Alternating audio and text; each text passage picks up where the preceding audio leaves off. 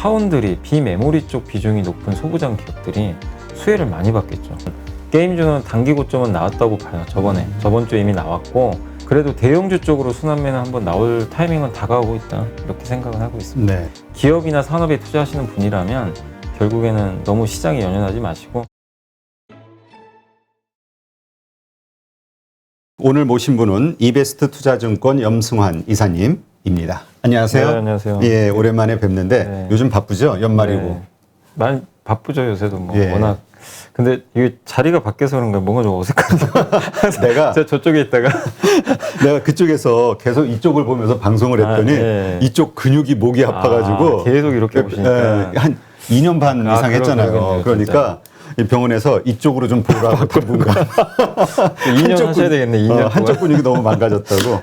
그래서 자, 우리 염승환 이사님 오셨는데 또 반가운 우리 영상 보는 구독자분들께 반가운 이벤트 하나 하겠습니다. 지금 아주 화제가 되고 있죠. 12번 깡통 차고 2021년 10개월 동안 13억, 매월 1억씩 번, 지점장 출신이시죠. 종목 선정 나에게 물어봐. 이 책의 저자이신 김종수 저자님, 저희 인터뷰 방송도 나가서 정말 뜨거운 반응이 있었는데, 네, 이 책 관심 있으시고 정말 투자하는데 공부 지침으로 좀 삼아야겠다 하는 분들은 이 영상에 댓글을 좀 달아주시면 왜 필요한지 저희가 2, 3일 후에 10분을 뽑아서 이 책을 출판사에서 무료로 보내드리도록 그렇게 하겠습니다. 예, 많은 응원 부탁드리고요.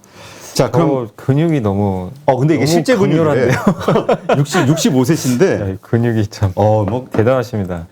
근데 나 같으면 이런 근육이 있으면 자꾸 옷 벗고 다니고 싶을 것 같은데 타이트한 거 입고 그렇죠?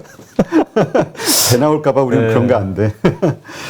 자, 일단 연말 시장 한번 볼까요? 지금 뭐 미국에서도 뭐 산타랠리가 있냐 없냐 가지고 말이 많던데 네. 한국은 어때요?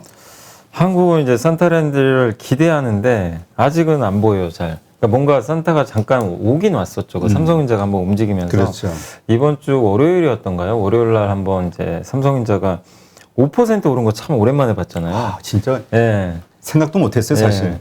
1년 만에 처음 본 것 같아요. 올해 초에 한번 급등하고 나서 처음인데, 물론 이제 마이크론이 주가 좀 급등하고 반도체에 대한 이제 시각이 조금 바뀌는 모습이 나오는 게 요즘에 톤들도 좀 바뀌어 가더라고요. 좀 약간 비관적으로 보시던 분들도 일부 좀 긍정적인 면이 보인다, 이렇게 언급을 하면서, 사실 한국은 반도체가 3분의 1이잖아요. 그렇죠. 예, 그러다 보니까 이제 이제 산타랠리가 한번 오겠구나, 이 기대감이 있었는데, 좀 아쉽게도 또 삼성전자가 다시 좀 반락을 하고 있고, 이게 사실 산타랠리가 오려면 지금 10월하고 11월에 제일 강했던 섹터가 2차 전지 소재하고 메타버스나 이제 그런 섹터들이잖아요. 게임 엔터 이쪽인데, 근데 이쪽은 코스닥에 미치는 영향력은 되게 큰데 코스피에 미치는 영향력은 그렇게 크진 않아요. 시총이 작기 때문에. 근데 이 기업들은 여전히 뭐 그렇게 나쁜 흐름은 아니거든요. 그래서 물론 이번 주에 좀 흔들리는 모습도 나왔지만 견조한데, 이 아까 말씀드린 삼성전자를 비롯해서 자동차, 철강, 조선, 뭐 건설, 화학, 이런 이제 대표적인 한국의 중후장대형 산업들이 올라가야 되는데 그렇죠. 아직도 전혀 힘이 없어요. 그래서 그러게. 이게 좀 산타랠리가 나오려면 이쪽으로 수급이 좀 분산돼야 되는데, 아쉬운 게 뭐냐면 외국인은 그래도 한국 시장에 대해서는 요즘에 좀 사요. 비중을 좀 늘려가는데, 많은 분들이 뭐 기관 투자분들 진짜 그러시더라고요. 대놓고 욕하세요. 왜 이렇게 자꾸 팔아 제끼냐. 예. 그러니까 3천을 넘어가면은 그냥 던져요.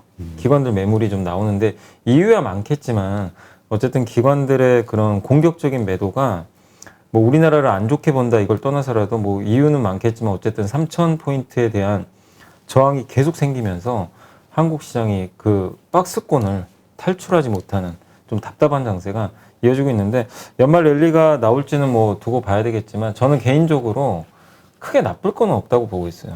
이미 뭐 악재들은 다 노출이 된 상황인데, 다만 올라가려면 뭔가 이 꼬였던 매듭이 풀려야 되잖아요. 근데 외국인은 좀 풀렸어요. 근데 기관이 좀 풀어줘야 되는데 그게 언제 될지는 저도 잘 모르겠습니다. 그렇죠. 그렇지만 어쨌든 그게 풀린다면 12월 산타랠리는 분명히 한 번은 올 수 있다. 일단 그렇게는 보고 있습니다. 네. 그러니까 일단 우리 그 지금의 어떤 개별장이 아닌 그 뭐라 그럴까, 대형주 중심의 뭔가 상승세, 이게 좀 나와줘야 맞습니다. 많은 분들이 네. 그 체감을 할 텐데 그런 기대감을 좀 가져도 되겠다 이렇게 보면 될까요? 근데 저는 그렇게 가져도 된다고는 봐요. 이게 워낙 눌려 있었고 어쨌든 양이 있으면 음이 있고 음이 있으면 양이 있고 요즘에 많은 분들이 미국 주식으로 또 많이 가시잖아요. 그렇죠. 예, 한국은 못 하겠다. 그렇지. 근데 그런 분들도 좀 계시지만 미국이라고 해서 영원히 가진 않거든요. 그러니까 무슨 얘기냐면 지금 최근에 보면 우리나라가요. 주식시장을 보면은 코스피가 연초 대비해서는 빠진 건 아니에요. 한 2% 정도 올랐어요. 근데 미국의 S&P 500이나 나스닥 같은 경우 20% 이상 올랐잖아요. 근데 달러로 환산, 그러니까 외국인들은 우리나라 투자할 때 달러를 이제 환전해서 투자하니까 달러 가치 기준으로 코스피를 계산하잖아요. 연초 대비해서 10% 이상 빠져 있어요. 그러니까 외국인들이 봤을 때는 미국은 20% 올라 있는데 한국은 10% 빠진 거죠. 그렇지. 그럼 수익률 격차가 이게 30%예요.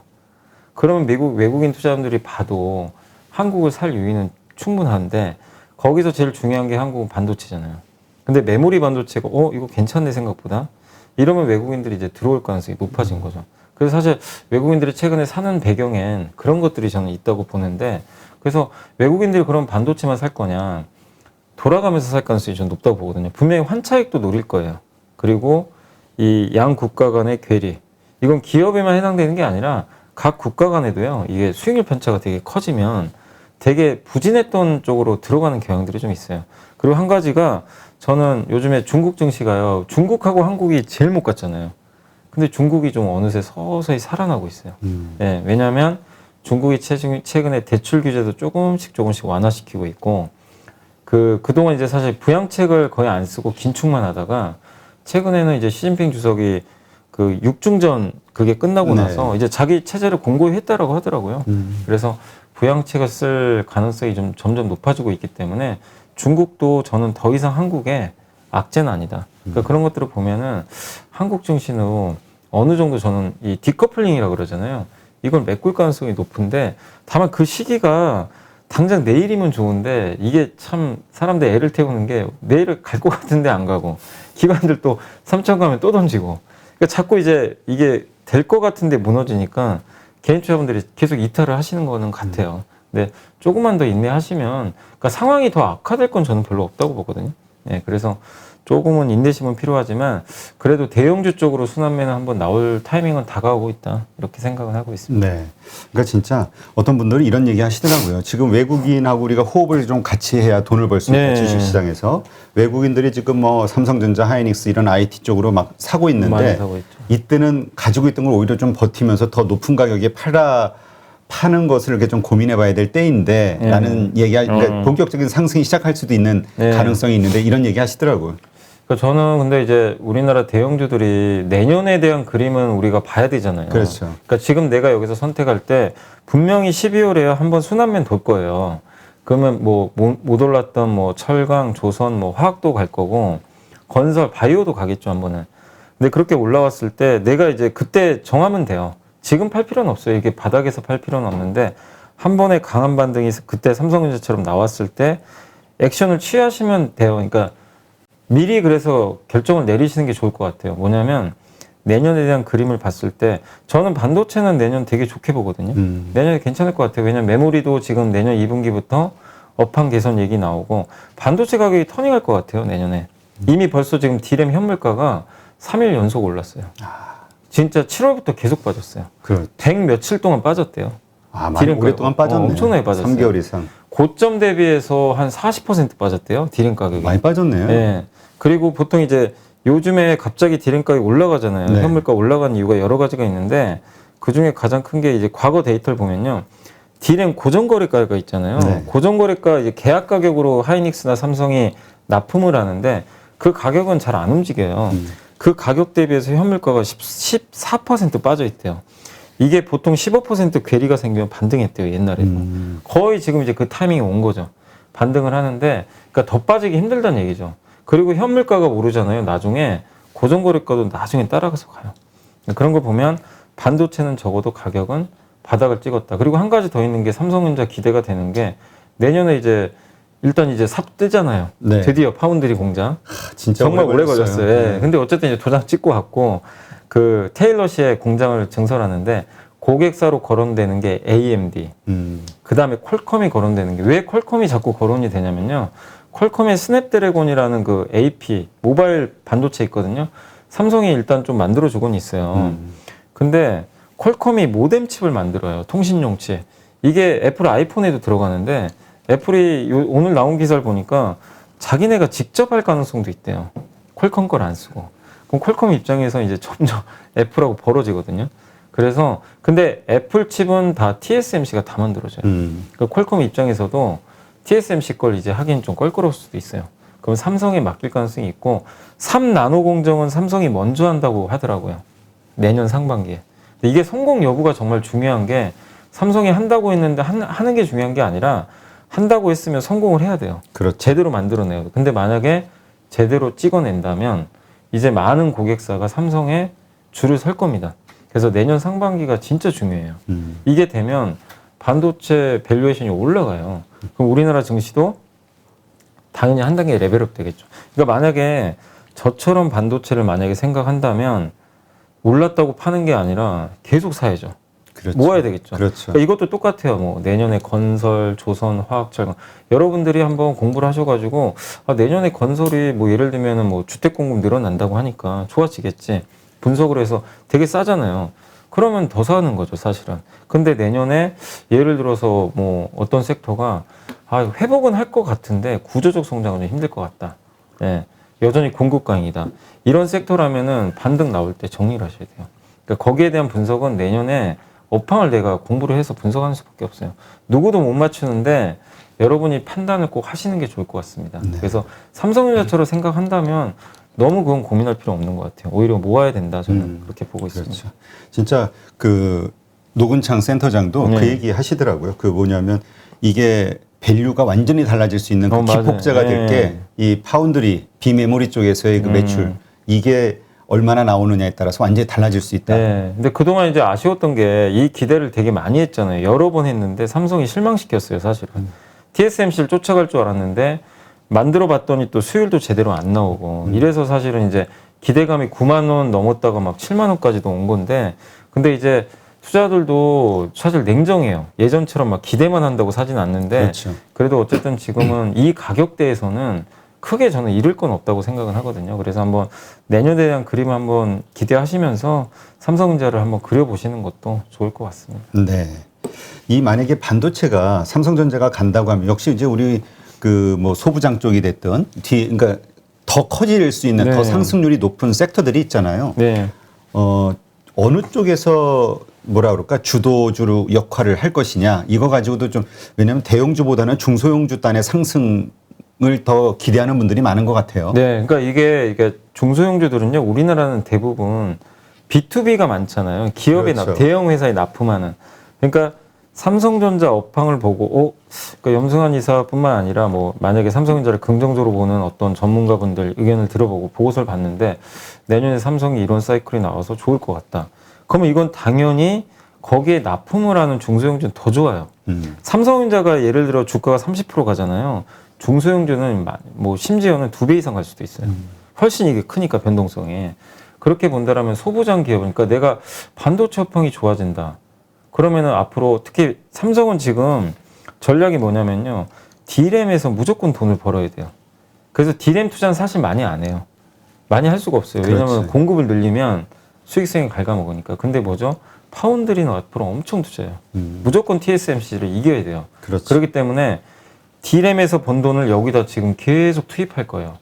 그렇게 되면은 파운드리, 비메모리 쪽 비중이 높은 소부장 기업들이 수혜를 많이 받겠죠. 그러니까 그런 것들을 좀 공부를 해가지고 골라내서 삼성전자, 괜찮네, 비메모리 괜찮네, 어디가 좀 핵심 납품처인가 찾아내셔가지고 보시면 돼요. 특히 이제 비메모리는요, 후공정이 중요해요. 후공정. 전공정보다. 예. 왜냐면 전공정은 다 삼성이 대부분 알아서 하는데 후공정 쪽은 대부분 맡기거든요. 그래서 후공정에 관련된 기업들을 찾아보시면 좋을 것 같고, 또 하나 예를 들면 앞으로 그러니까 어떤 산업이 계속 커지는데 중소형 회사가 거기서 올라타가지고 수혜를 받을 거냐. 예를 들면 반도체가 종류가 많지만 또 한 가지가 내년에 전기차 시장이 열리잖아요. 지금보다. 그리고 신재생 에너지가 더 성장하겠죠. 그러면 거기서 나오는 그 전력들을 관리할 수 있는 전력 반도체가 되게 중요하대요. 옛날에는 전력 반도체가 SI 실리콘 기반이었대요. 네. 그 실리콘 기반도 물론 나쁘다는 게 아닌데 그 실리콘 기반의 전력 반도체는 대부분이 해외 업체들이 다 독식을 했는데 지금 최근에 나오는 게 뭐냐면 실리콘 카바이드 전력 반도체예요. C가 붙어요. 끝에. 그게 왜 좋냐면요. 기존 전력 반도체보다 고전압, 예, 그다음에 고주파에 강하대요. 그러니까 무슨 얘기냐면은 전기차라는 게 환경이 되게 막 이제 차를 타고 다니니까 외부에 있잖아요. 가전제품하고 전기차는 달라요. 그렇죠. 가전제품 집 안에 있어요. 뭐 환경이 나쁠 게 없어요. 그래서 기존에 SI 그냥 반도체 쓰면 된대요. 이 전력 반도체가 뭐냐면 간단히 설명드리면 그 냉장고에 모터 있잖아요. 네네. 모터를 이렇게 돌리잖아요. 근데 모터가 어떨 때는 우리가 이제 온도를 뭐 더 낮출 때는 모터가 빨리 돌아갈 거 아니에요. 감속도 하고 가속도 하죠. 그거를 이 전력 반도체가 반드시 그 안에 들어가야 된대요. 그거를 이제 컨트롤을 해준대요. 그 감속기 안에 들어가는 건데, 근데 이 전기차에도 들어가게 되거든요. 전기차 모터 있잖아요. 그렇죠. 그 모터가 빨리 달리든가 뭐 늦게 달리는 게 결정하는데, 그러면은 당연히 거기도 똑같은 모터가 들어가는데 외부 환경이 되게 취약해요. 막 갑자기 온도가 올라갈 수도 있고, 온도가 엄청 낮을 수도 있고, 막 산악 지역, 뭐 아니면 정말 습한 지역, 차라는 게 막 그렇잖아요. 다닐 때. 그럼 가정용하고 자동차하고 완전히 다르거든요. 그래서 SiC 반도체를 써야 된대요. 근데 그거를 가장 잘하는 회사가 우리나라의 SK 그 비상장 회사 실트론. 그 회사가 지금 준비하고 있고. 하이닉스 관련. 네, 그리고 SK에서 그 관련된 또 회사 하나를 인수했었어요. 좀 중소형 회사인데 그 사업을 하려고. 그러니까 이쪽에 준비하는 기업들이 몇 개가 있어요. 한국에 찾아보시면. 그러니까 그런 기업들을 지금 당장 돈이 되는 건 아니지만 이런 시장이 열리면 한번 투자해 볼 만하다는 거죠. 그러니까 우리가 그냥 단지 전기차가 좋으니까 배터리만 해야지. 물론 이제 그렇게 생각은 하시겠지만 확장을 해보면 되게 할 게 많아요. 그러니까 그런 것들을 한번 잘 찾아보시면 내년에 어떤 산업의 트렌드가 바뀔까? 이걸 계속 고민하는 게 저는 여러분들 수익률을 결정한다고 보거든요. 그러니까 오늘 너무 뭐 삼성전자 빠진다, 또 반도체 빠지니까 볼 거 없다, 여기에 연연하지 마시고 그 트렌드를 계속 찾아서 고민해보는 게 좀 맞는 전략인 것 같습니다. 그렇죠. 그러니까 이제까지 하락세 이거는 이제 뭐 빠져봐야 얼마나 더 빠지겠냐 이런 관점에서 생각해 보면은 지금 막 그 두려워서 후퇴할 단계는 아니다. 네, 그러니까 왜냐하면 기회는 많고 어차피 내년에 만약에 시장이 또 안 좋을 수도 있잖아요. 그렇죠. 근데 안 좋아도요, 그 와중에 성장하는 기업은 분명히 나온단 말이에요. 그 기업을 찾는 거는 산업이 성장해야 될 거 아니에요. 네, 반드시. 그리고 제가 왜 SiC 전력 반도체를 얘기했냐면 같은 그 전력 반도체 안에서도요, 시장이 이 성장 산업이 바뀌잖아요. 사용처가 바뀌면 새로운 기술들이 나와요. 그걸 이제 캐치해내는 기업들이 돈을 많이 벌어요. 예. 지금 게임주도 위메이드가 왜 대박이 났냐면 기존에 똑같은 게임이 아니라 갑자기 이제 돈 버는 게임을 만들어버린 거예요. 그렇죠. 이거 간파를 한 거죠. 뭐 느닷없이 P2원 해가지고. 네. 근데 어쨌든 그 기업은 선점을 했고 주가가 10배 갔어요. 그런 거를 갔거든요. 그래서 항상 기회는 있으니까 저는 당부드리고 싶은 게 여러분들이 펀드 매니저가 될 필요가 없어요. 여러분들이 시장을 왜 이기세요? 이길 필요도 없고 그냥 지수는 지수고 내가 돈 버는 건 나는 기업에 투자해서 물론 이제 내가 ETF 투자하면 또 다르겠지만 기업이나 산업에 투자하시는 분이라면 결국에는 너무 시장에 연연하지 마시고 그리고 올해 성과가 별로 안 좋았잖아요. 한국 그렇죠. 시장은. 그래서 내년도에 너무 이렇게 부정적으로 저는 볼 필요는 없다고 생각을 합니다. 네. 지금 잠깐 위메이드 말씀하셨는데 게임주들이 잠깐 조정을 받다가 다시 이제 올라가고 있어요. 그러니까 게임주 정말 많이 올라왔으니까 이제 그 테마주로서의 어떤 생명이 끝난 거 아니냐 생각했는데 다시 이어지는 거 보고 이거 언제까지 갈 것이냐 네. 이렇게 생각하는 분들이 있거든요. 어떻게 보세요? 이건 그냥 시속 게임이에요. 근데 저는 게임주는 단기 고점은 나왔다고 봐요. 저번 주에 이미 나왔고 그래서 그 고점을 넘는 것보다는 그 고점을 중심으로 해서 주가가 고점 대비 한 20, 보통 20%예요. 빠지면 여기서 그냥 등락 과정이에요. 빠졌다 올랐다 빠졌다 올랐다. 그리고 그 고점을 넘어가는 시점은 내년 다시 또 초가 돼야 넘어가지 않을까. 일단 이렇게 보고 있고 사실 주가라는 게 영원히 갈 수는 없어요. 한 번에 기간 조정을 받아야 또 한 번 레벨업이 되는 거니까 지금의 게임주의 어떤 횡보 조정은 굉장히 건전한 조정입니다. 그래야 또 한 번 도약할 수 있는 거니까. 근데 이제 유의하실 건 게임주 중에서 이제 탈락하는 기업들이 나와요. 다 같이 갔어요, 사실은 대부분. 그렇죠. NFT가 엮여가지고 갔는데 이제 사람들이 검증을 해요. 이렇게 많이 올라온 상황에서 게임도 이제 좋은 건 다 알겠는데 이제 사람들이 취사 선택을 하게 돼요. 이 중에 진짜를 이제 골라내야 돼요. 그 대표적인 이제 그 포인트는 뭐냐면 NFT를 할 수 있냐 없냐잖아요. 그렇죠. 근데 NFT를 하려면 NFT가 뭔가요? 대체 불가능한 토큰. 그러면 이 게임 회사만의 독특한 뭔가 컨텐츠를 갖고 있는 그걸 IP라 그러잖아요, 보통. 그래서 위메이드는 미르라는 그 IP를 갖고 있고 크래프톤 같은 경우는 배틀그라운드를 갖고 있잖아요. 그 다음에 뭐 예를 들면 그 펄어비스는 그 검은 사막, NC소프트는 리니지. 이건 누가 봐도 독보적인 그 IP인데 이 기업들은 충성 유저들이 워낙 많으니까 고객풀도 다양하고 누구나 이 딱 리니지를 딱 제시를 하면은 누구나 알죠. IP가 경쟁력이 있으니까. 그런 회사들은 저는 NFT를 해도 성공한다고 봐요. 근데 그런 막강한 IP가 없는 기업은요, NFT를 해도요, 실패할 확률이 높아요. 안 하죠, 사람들이. NFT를 하는 거는 뭐 분명히 이제 내가 이런 그 IP를 이용해가지고 나만 갖는 거잖아요, 사실은. 소유욕도 있는데 그렇죠. 대부분은 또 그거보다는요, 2차, 3차 거래를 해서 돈 벌고 싶은 거거든요. 내가 가진 다음에 파는 거죠. 근데 팔기 위해선 이 가치가 올라가야 되잖아요. 그럼 희소성이 있는 컨텐츠. 그래서 BTS가 되는 거잖아요, 사실은. 예. 그 BTS는 거의 NFT 하면 된다고 봐야죠. 야, 진짜 정말 대단한 희소성 것 있잖아요. 같아요. 예. 근데 게임도 그런 거라고 저는 생각을 해요. 그래서 게임주 투자하실 때 이제는 아무거나 사시면 안 되고 내년이나 내후년에 NFT, 지금 NFT 한다고 나온 기업들이 좀 몇 개 있잖아요. 전략 제시한 네. 게임. 그걸 한번 다시 살펴보세요. 그래서 여러분이 판단하셔야죠. 아, 이 기업은 되겠다. 이 기업은 안 될 것 같다. 그 기업을 골라내셔가지고 지금 올라갈 때 사지 마시고 분명히 또 흔들릴 겁니다. 흔들리는 흐름 나와요. 왜냐하면 삼성전자와 게임주 간의 시속 게임이에요, 지금. 그렇죠. 다시 또 삼성전자 한번 급등하면 또 빠져요. 맞아요. 그 위메이드가 하루에 막 15%씩도 빠졌잖아요. 그렇죠. 삼성전자 급등하는 날. 그러면 그때 아, 이거 또 끝났다 이게 아니라 사야 되겠다. 이렇게 또 접근하시면 돼요. 단 오르는 날만 좀 조심을 하자. 그 말씀을 드리겠습니다. 알겠습니다. 하여튼 우리 뭐 추격 매수는 쉽게 되는데 예. 하락할 때 이거 참 손이 안 나가가지고 네, 맞아요. 하여튼 네, 그런 관점에서 네. 한번 잘 생각해 보시고요.